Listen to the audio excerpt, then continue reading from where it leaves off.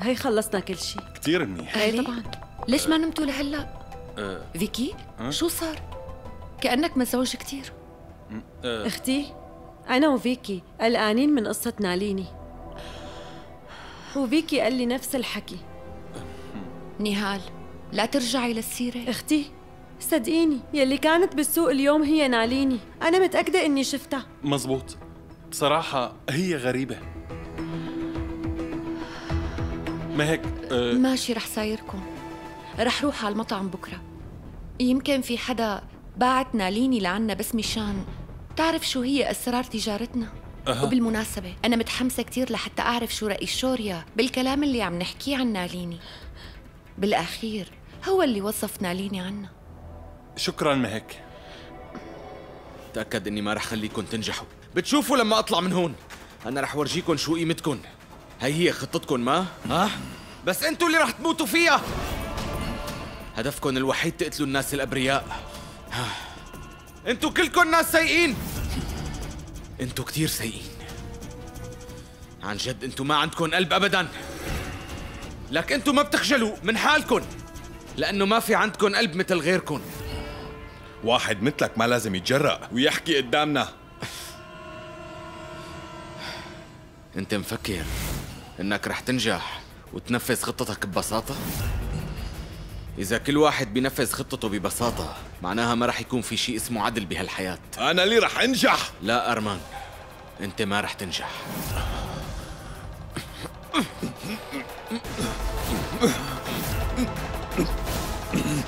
بعد عنه، احنا بنتعامل معه. اتركوه، اضربوه، خليكن عم تضربوه ليتركوه.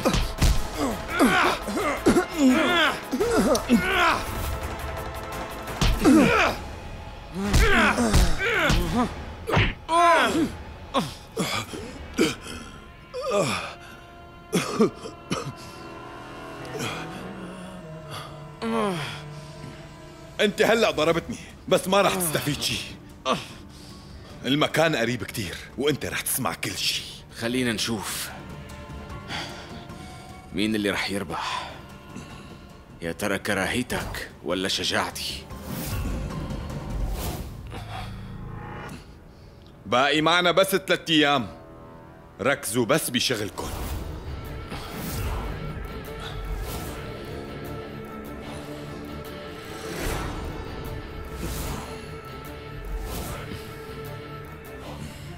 يلا تحركوا.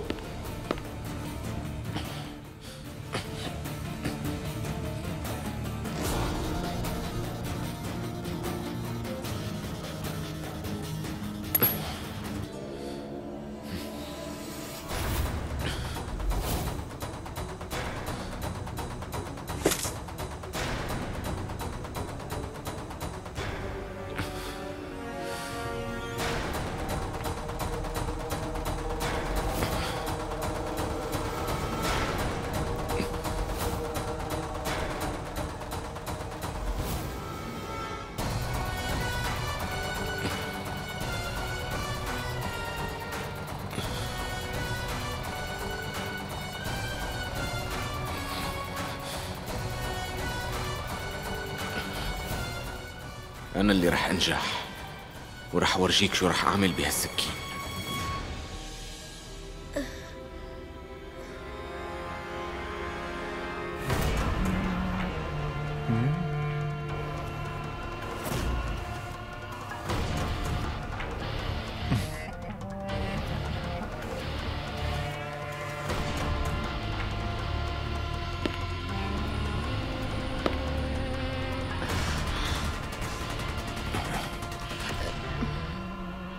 شوريا أنا دقيت لك كتير اليوم، وين كنت؟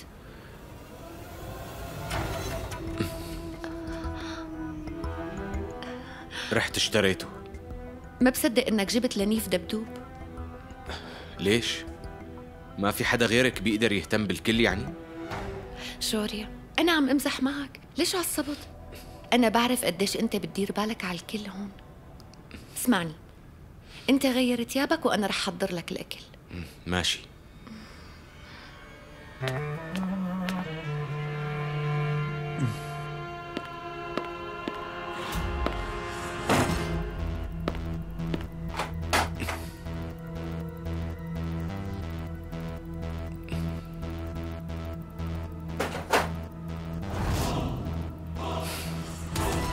كل شي كان منيح، بس كان بصعوبة. ما رح يتكرر هذا الشيء. هاي اللعبة في كاميرا جواتها، يعني إذا أنت اضطريت تطلع من هاي الغرفة فمو مشكلة، لأنه رح تضل تراقبها بس عن طريق تليفونك. رح ورجيك كيف. تعال شوف.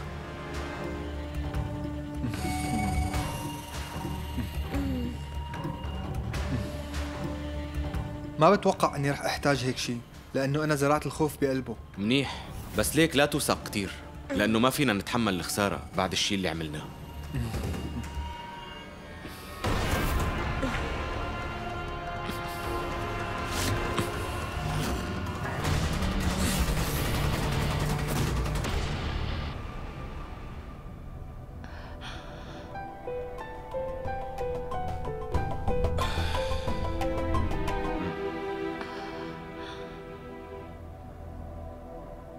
شو يا صهري؟ ليش متأخر كمان؟ تعال خلينا نتعشى سوا. ما هيك أنا مو جوعان. فيكي شو صاير؟ أنت ليش مزعوج هالقد؟ ما هيك رح خبرك. بصراحة أنا مو مرتاح لناليني. تفقدت قائمة البياعين. بتعرفي شو؟ ما عرفت ولا واحد. انصدمت. يعني كيف بتغيرون لحالها؟ ما هيك رجاءً ما فينا ننتظر. لازم تعملي شيء مشان هاي القصة. انت هلأ لازم تخبري شوريا، لأنه هي ناليني بدها تأذينا. تعال نتعشى سوا وخلص. أنا بكرة بروح على المطعم لحتى أشوفها. ماشي؟ يلا يلا.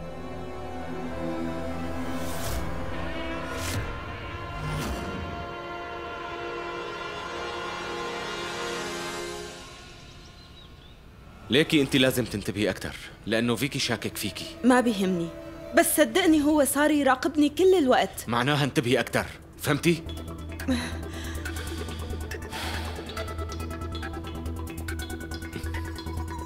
نحن رح ننجح بمهمتنا، وما فينا نعمل اي غلطة صغيرة لما يكونوا العمال موجودين.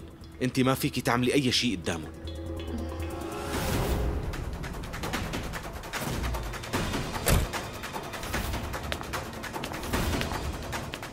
ما هيك رح تجي على المطعم حتى تطمن، لا تبلشي بشغلك لحتى تروح، فهمتي؟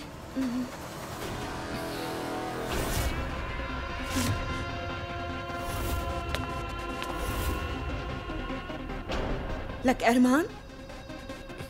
يا أرمان انتبه، قناعك عم يتحرك. استنى، مو هون، من تحت عند القبة. شو؟ وين؟ احكي. انتظر.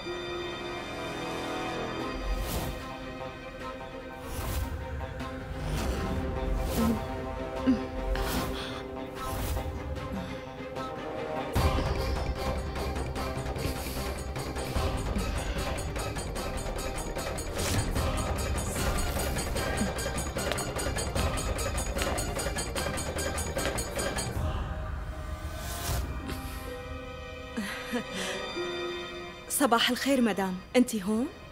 شو؟ تفاجأتي لما شفتيني؟ يعني ما بصير اجي لهون؟ قولي.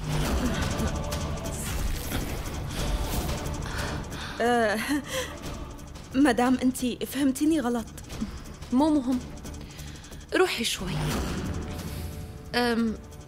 انت فيكي تتركينا لحالنا هون؟ ايه، خدوا راحتكم.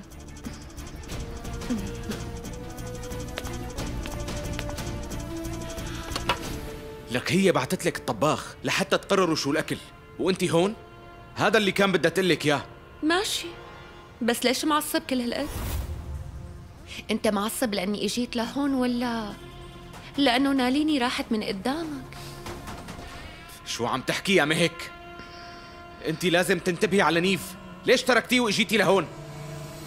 اهدى شوريا، انت ليش متوتر؟ أنا ما تركته لوحده، خالتي ونهال بالبيت ورح يهتموا فيه أكيد. بعدين لا تنسى لازم دير بالي على الأمور هون. الحفل بعد يومين وأنا ما فيني دير الشغل من البيت، هالشي مو صح. وبعدين الفريق كله هون، البيانات وكل الموارد. أنا برأيي الأمور من زمان كانت أحسن، البنات ببيوتهم والرجال بيشتغلوا. عن جد؟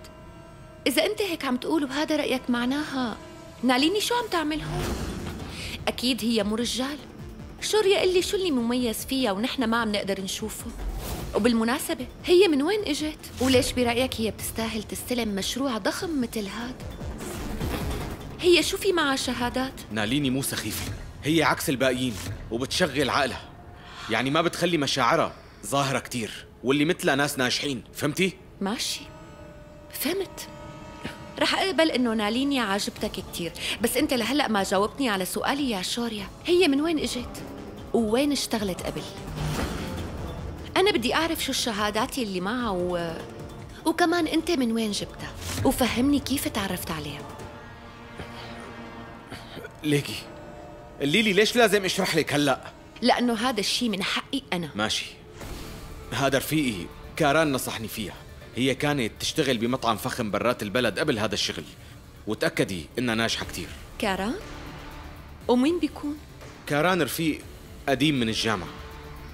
ماشي، بفهم منك إنك أنت ما بتعرفها منيح على المستوى الشخصي، ومع هيك حضرتك عم تمدح فيها كتير.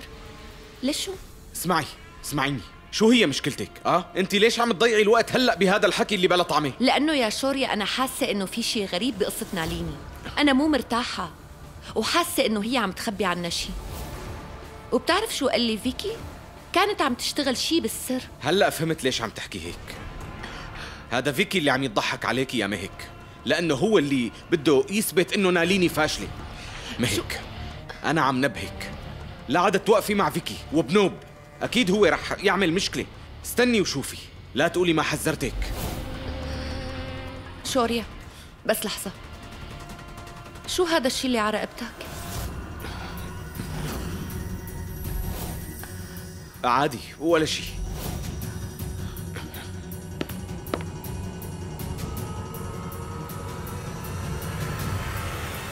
حتى لو دافعت عنها يا شوريا، ناليني رح تضل هلأ عم تشتغل قدامي.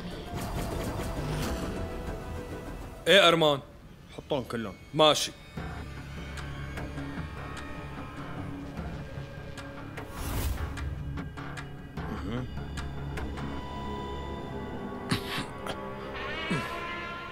اتصال من أرمان، ناليني جاية الساعة 10.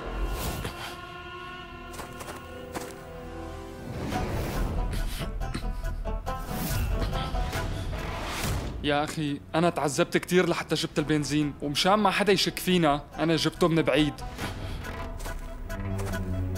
أخي في شيء ما عم أفهمه، يعني ليش حتى نعمل هدول بهيك طريقة تقليدية؟ لأنه ما حدا رح يشك بالبنزين، رح يفكروا إنه الحريق صار بسبب الفرن. البنزين رح يشعل بسرعة كبيرة، وأنا رح أضطر إني استخدمه.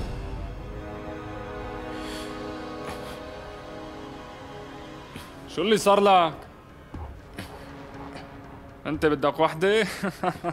يلا اقعد على جنب بلا صوت. أنت معك زيادة صح؟ ما بتضيفني؟ بترجاك، أنا محبوس هون وما فيني أطلع، وطبعا كل هاد بسبب مهمتكم السرية. اللي هلا أنا شو ذنبي بكل هالقصة هي؟ يلا هات. خلاص أعطيه وحدة، وإلا رح يضل يحكي لبكرة الصبح. مين بيعرف إذا رح يخلوه يعمل هيك بالسجن؟ أعطيه. بس هيك شغل ورجعها.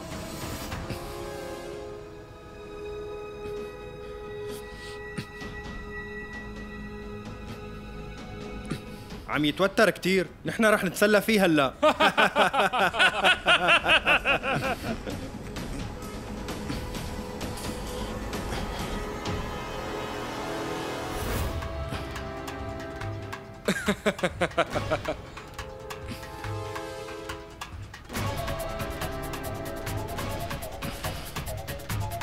بكفي ضحك، كملوا شغلكم.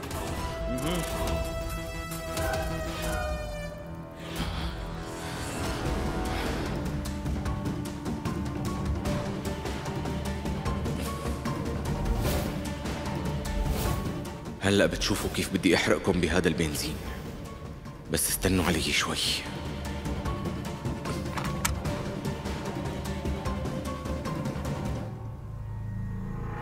لسه يوم ما هيك رح أنزع خطتهم وبعدين رح أرجع لك.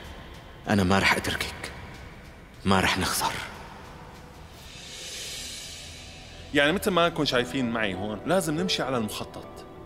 تعملوا هيك ماشي؟ ماشي، هذا جاهز. خليهم بالبراد وبعدين بالتلج؟ ايه حطوه بالتلج. حاضر.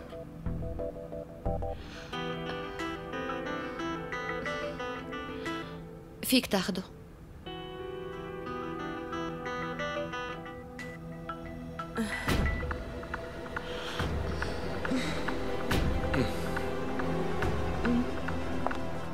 مدام المعدات وصلت هلا. ماشي، أنا اللي رح شوفه لكان. مو معقول، شو عم يعمل؟ إذا انتبهت مهك عليهم نحن رح نوقع بورطة كبيرة معه. ايه مثل ما قلت لك، اي مشكله بتصير معك خبرني. مدام انت لا تقلقي، انا رح اتفقدهم. لا، أنا اللي بدي أتفقدهم. بكرة الحفل مهم ولازم كون منتبهة على كل التفاصيل. يلا حضروا كل شيء. ما لازم تنسى اي شغله من هدول، اتفقنا؟ لو سمحت. ايه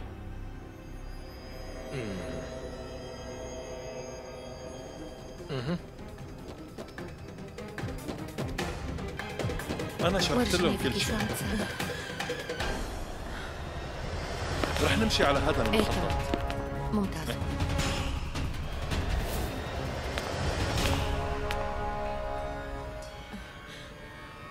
اسمعني، انت خبيت كل شيء منيح؟ ايه، إذا هي غيرت كل المعدات شو بنعمل؟ وخلص أنا بدير بالي.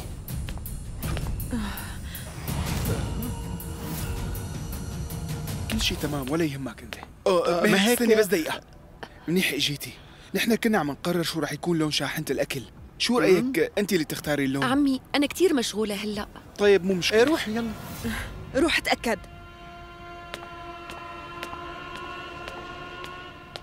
لو سمحت، أنت شو عم تعمل هون؟ يلا امشي. ايه يلا.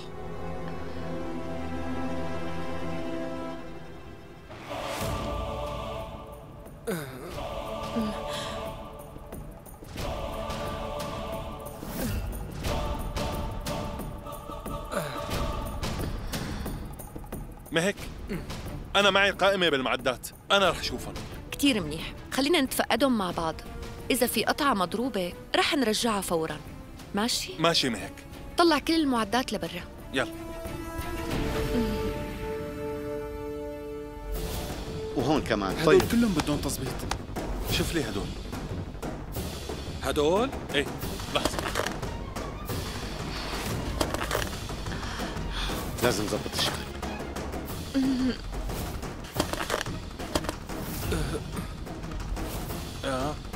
لك عمل لك شيلهم وحطهم. بدي ضلني اعيد كلامي يعني؟ ليه ما عم تفهم علي؟ انا لازم اعمل لا شيء. لا لا، هدول الاغراض حطهم مطرحهم. خلصنا بقى.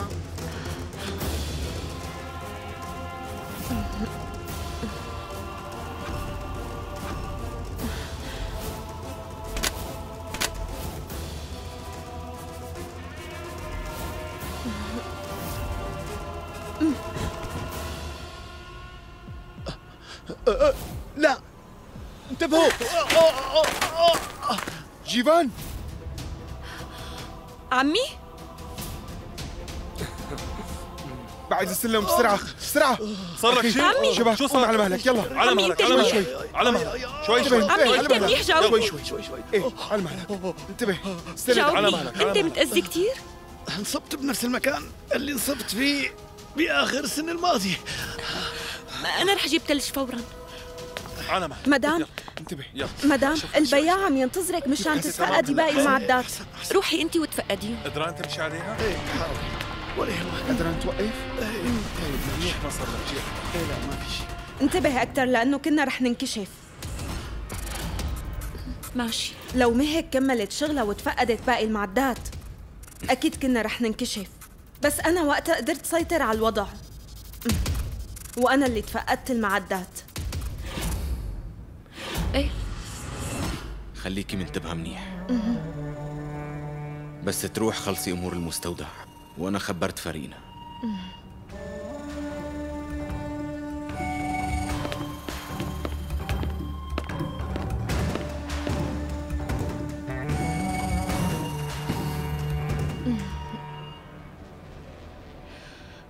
ايه خالتي؟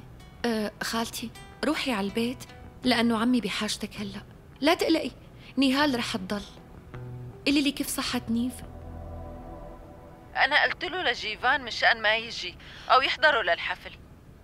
قلت له لازم ينتبه على صحته أكتر بس هو ما عم يقبل. خالتي رح أبعت لك البطاقات. مساعد المسؤول حكى معي وهو عزم كل عائلتنا مشان تحضر الحفل. ماشي؟ حلو، ممتاز. كلكن رح تموتوا بكره.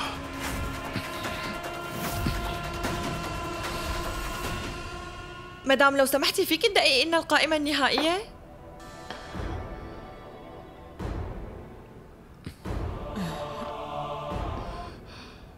مهك جهز لي الطلب بسرعة. أنا رح روح. فيكي استنى، رح أجي معك مشان توصلني على البيت معلي؟ طيب. وإيه رح أرجع لعندك بس شوف القائمة. ماشي مدام، مع السلامة. يلا.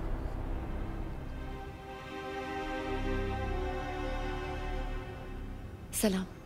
سلام.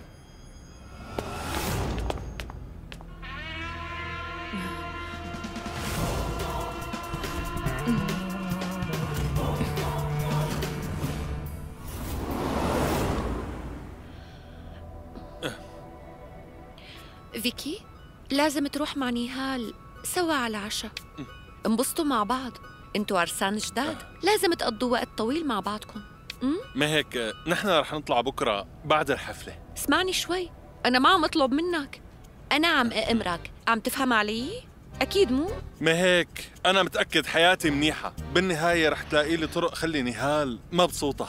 انا رح اتصل بنهال مشان تجهز حالها. خلص ما هيك.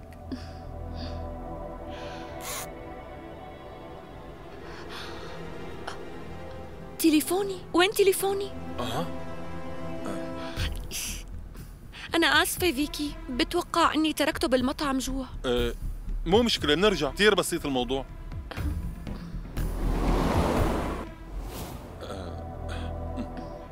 فيكي استناني، أنا رح جيبه.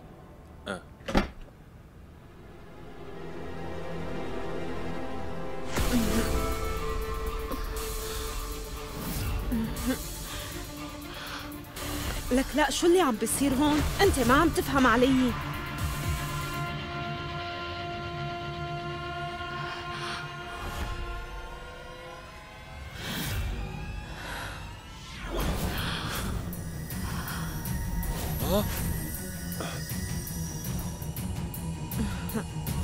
شفتها؟ هي ناليني. أنا جاهزة، يلا رح أطلع. ناليني على الطريق. لازم نستعجل هلا.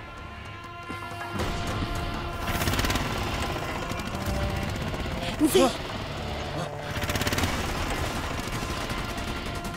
تعال يلا الحق.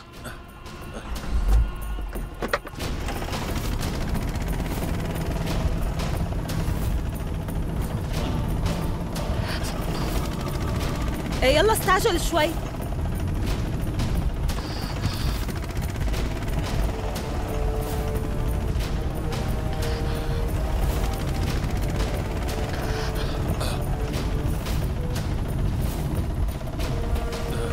لك شبك بسرعة. ما عاد عندي بضاعة. عن جد؟ ما هيك السيارة ما بتدخل لجوا. مو مشكلة، أنا بفوت مشي لجوا. يمكن في شوي. شكرا.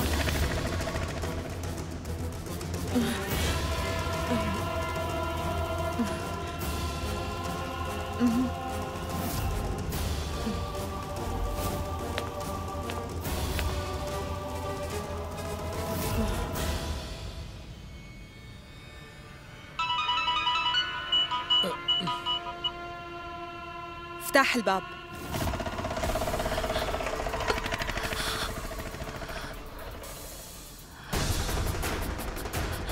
هي لازم تكون هون. مرحبا. أهلا وسهلا.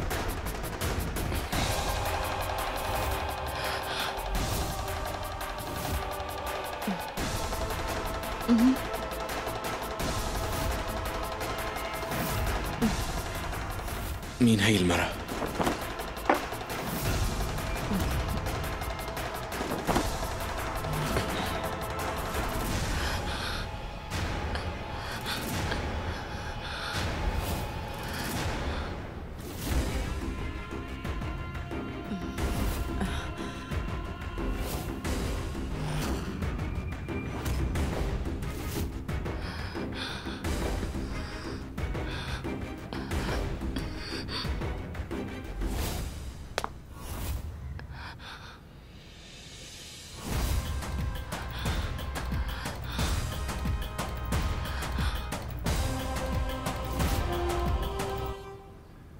اسمعوا، الحادثة رح تصير 26 كانون الثاني.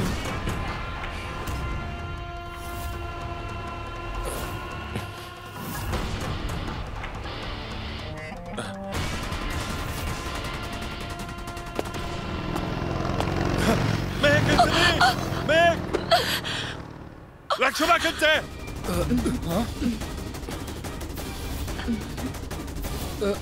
صار لك شيء؟ ايدي. انت منيحة؟ انت انجرحتي؟ جرح غميق، لازم نتصرف بسرعة. فيكي هذا صوت فيكي. يمكن تكون مهك معه.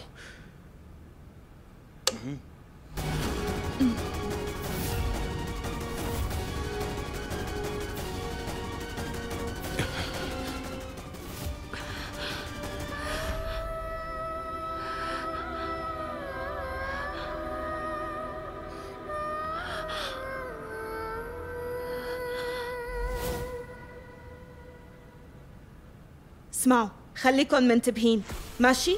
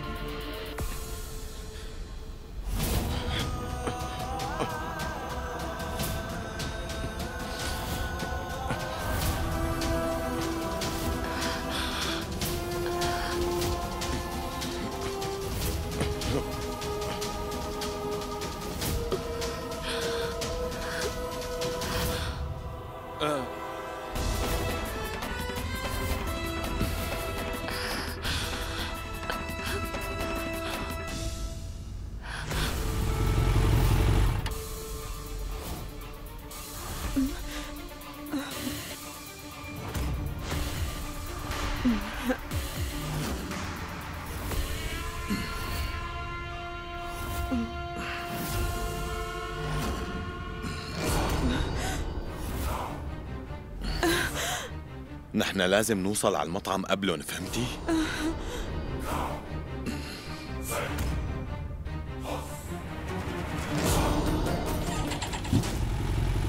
تعالي ارتاحي. مثل ما طيب ماشي. يلا على مهلك. مهك؟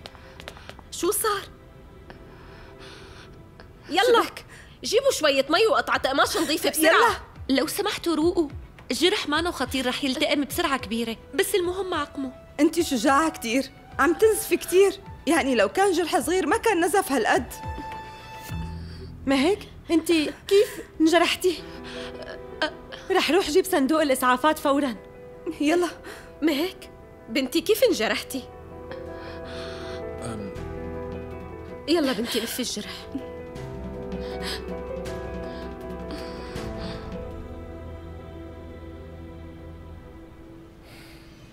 اعملي اللي قلته، لا تحاولي انك تتذاكي ابدا. ليكي ناليني، استنيني هون، رح روح جيب مبلغ صغير. ليكم اجوا إيه؟ اخي.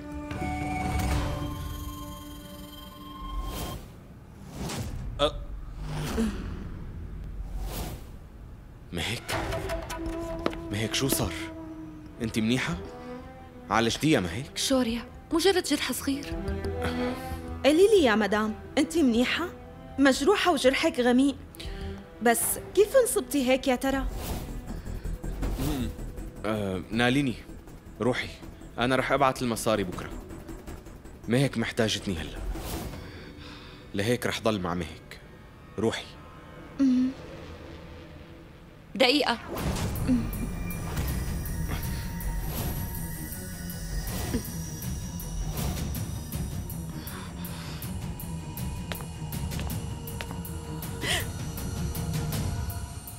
بدي احكي معك.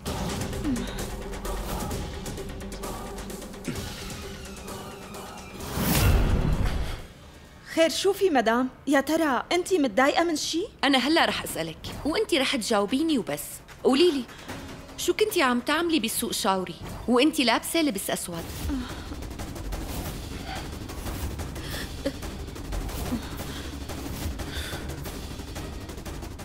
قلتي لي انه كان عندك شغل كتير وبدك تروحي بس تخلصي. يا ترى شو اللي صار فجأة لحتى رحتي وانتي لابسة هذا اللبس حتى بدون ما تخبري أي حدا؟ فيني أعرف شو القصة؟ شو؟ لحظة مهك، انت لازم ترتاحي منيح اليوم. خلص فينا نحكي بهي القصص بكرة. لا شوريا، اليوم ما رح خليك تنقذها نهائياً. أنا سألتك سؤال، انت شو كنتي عم تعملي بالسوق شاوري؟ جاوبيني ناليني، شو عم بيصير معك؟ صار معها الحادث بسببك، يعني لو ما لحقناكي هذا الحادث ما كان صار. ناليني ما سمعتيني يعني؟ جاوبيني على السؤال وإلا أنا ما رح خليك تروحي من هون. ناليني هذا الكلام مزبوط؟ شو كنتي عم تعملي بسوق شاوري اليوم؟ قلتي لي انك رايحة على مكان الحفل، ليش كذبتي علي؟ معقول؟ وانتوا الاثنين لازم تجاوبوني. لحقتوا ناليني على سوق شاوري، ليش عملتوا هيك؟ شو انتوا ما عندكم شغل تشتغلوه يعني؟ ليك فيكي تصرفت بعدم مسؤولية، على الأقل كان فيك تخبرني قبل ما تعمل كل هذا الشيء. شوريا، أسئلتك أنت تسألها بعدين، بالأول بدي الأجوبة على كل أسئلتي. اسألها بالأول، شو كانت عم تعمل هنيك؟ ناليني جاوبي مهك على سؤالها فوراً. ناليني لا تطلعي هيك، جاوبي فوراً. أستاذ مدام، هلأ بياع مفارش الطاولات رفض يعطيني الأغطية بآخر لحظة. رحت اشتري أغطية من محل بسوق شاوري لأنه لازم نجهز لحفل بكرة. هلأ سوق شاوري هو مكان مانو منيح للبنات أبداً، ولهيك لبست هدول التياب. ايه بس انتي كان فيكي تخبرينا قبل. غلط. أستاذ بالحقيقة الديكور فيكي هو اللي مسؤول عنه. إذا اتدخلت بشغله بجوز ما يعجبه هالشي وما يحبه أبداً. ايه ناليني ماشي، لا عاد تشرحي أكتر من هيك. خلص روحي، لسه في عنا كتير شغل وتحضيرات للحفل، لأنه بكرة هو يوم مهم بالنسبة لنا. روحي. ماشي.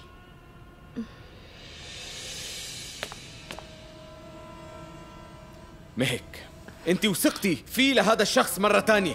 أنا نبهتك قبل يا مهك، إذا صار شي غلط بالحفل بكرة بسببه لفيكي ما رح تقدري تساعديه، لا بصفتك قرايبته ولا لأنك مديرته.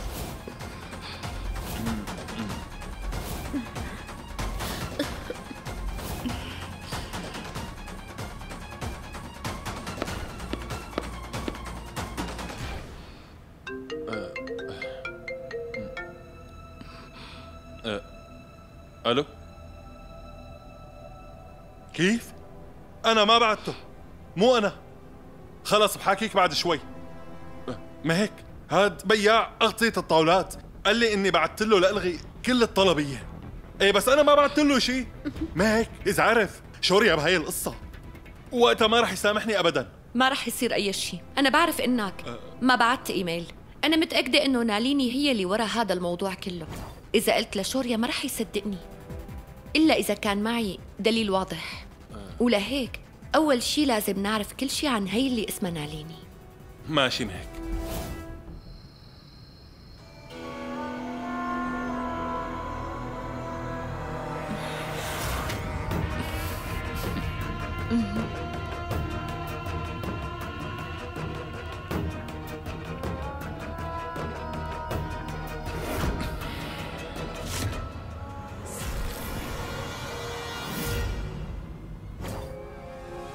أنت لازم تنتبه بالحفلة بكرة. أنا ما بوثق بهي اللي اسمها ناليني أبداً. ما بعرف هي شو اللي عم تحاول تعمله. وشوريا ليش عم يدافع عنا؟ ليش مانو منتبه على الشيء يلي عم يصير هون؟ شوريا بيوثق بالكل إلا فينا نحن أختي. نهال معها حق بكلامها.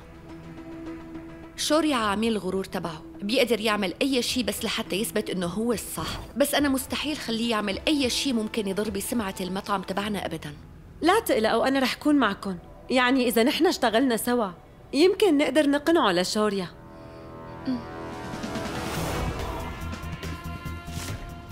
ما بيعجبني شيء. أكيد الكل رح يكونوا خايفين لما يصير الحادث بالحفل بكرة.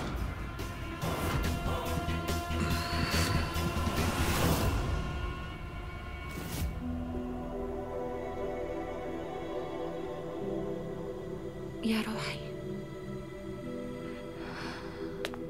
اختي اكيد تعبانه، انا رح انتبه على نيف منيح. على كل حال لازم ترتاحي لك شوي. اذا بتريدي قومي نامي.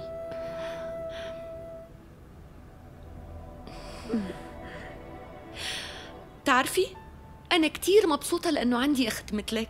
كتير منيح، معناتها ما في داعي انك تمدحيني هالقد. إذا بتضلي تقولي لي هيك رح أتعود على هذا الحكي. أنا ما عم أمدحك، عن جد أنا ممنونة لإلك حبيبتي نهال. تعرفي شو؟ صارت كتير شغلات مو حلوة من وقت عرسك لهلأ، بس أنتي تعاملتي مع كل شي بطريقة كتير ناضجة. كنتي بسيطة وصغيرة، بس هلأ أنتي صرتي واعية وكبيرة وبتعرفي كل شي كمان.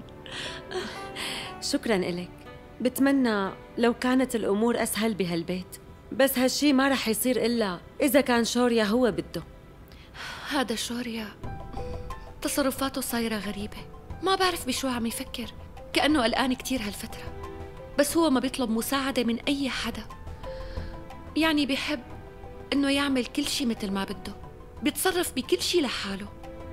حاسة إنه هو خسر الشغل بسببي أنا، لأني كنت غايبة، لهيك هو قلقان. بظن لهيك شوريا أنا رجعت دافع عنه من أول وجديد. أنا خايفة مشان الحفل بكرة. أول ما يخلص الحفل متأكدة كل شي رح يكون منيح بهذا البيت. أنا بتمنى إنه ما يصير أي غلط بكرة.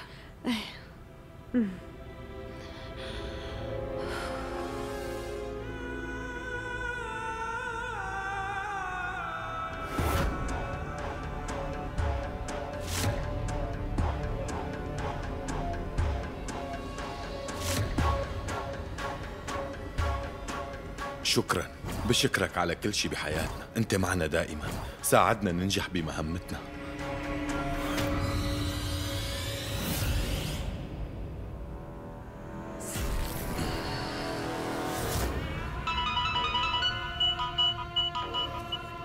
الو نعم. لازمنا شي 3 رجال يراقبوا شوريا، لا تعملوا اي غلط. لا تاكل هم شوريا، ضربات امبارح لسه ما فاق منا لهلا.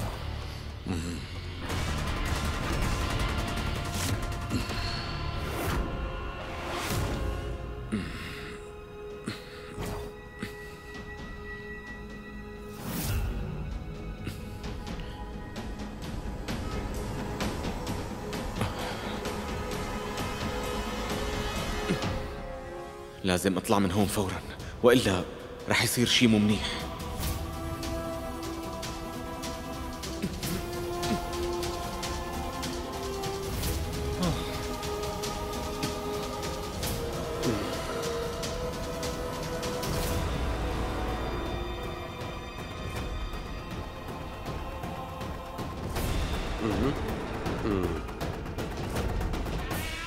ليك أخي، يمكن هذا مات ونحن خلصنا منه على الآخر.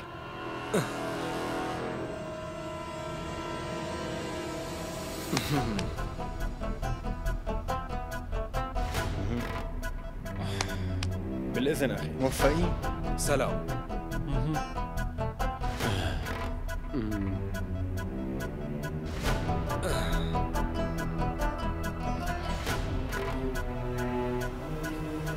لازم اطلع من هون.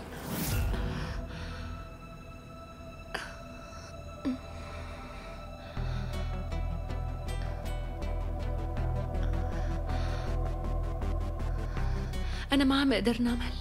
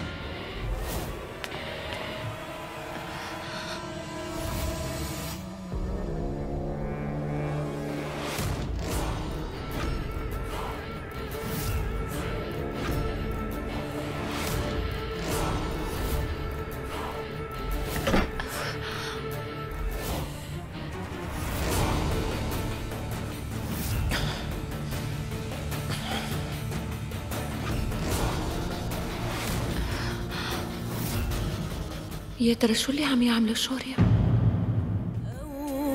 فقير